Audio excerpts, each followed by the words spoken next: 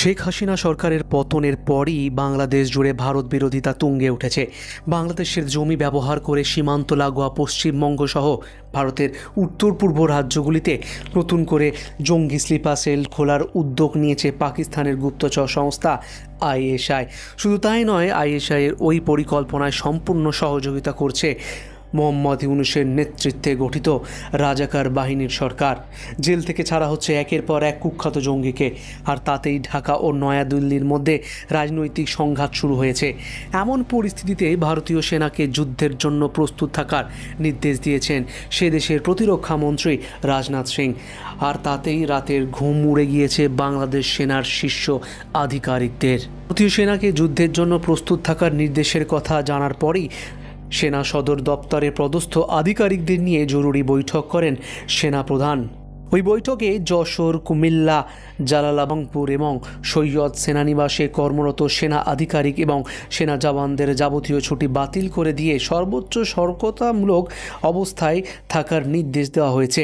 সেই সঙ্গে সার্বিয়া থেকে কেনা 36টি নোরা B-52 মিমি স্বয়ংচালিত কামান, 49 WS-22 multiple launch rocket system এবং ট্যাঙ্ক বিধ্বংসী রাশিয়ান মেথিস MA এবং চীনা PF-98 ক্ষেপণাস্ত্র তৈরি রাখার নির্দেশ দেওয়া হয়েছে।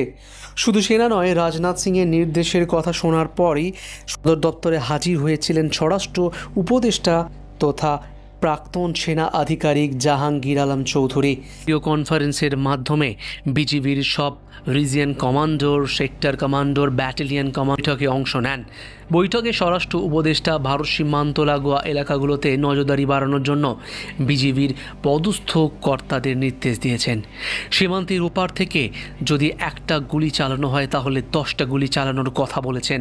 যদিও ভারতীয় সেনা আক্রমণ চালালে ন্যূনতম প্রতিরোধও করা যাবে বলে মনে করছেন না সেনা ও বিজিবির শীর্ষকর্তারা।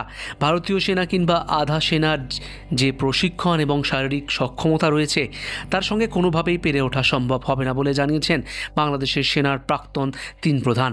তবে প্রাক্তন সেনাপ্রধান আজিজ আহমদ এবং ইকবাল করিম ভূঁইয়ারা মনে করেন না ভারতের বর্তমান সরকার বাংলাদেশকে পাকিস্তানের মতো শত্রু হিসাবে দেখে।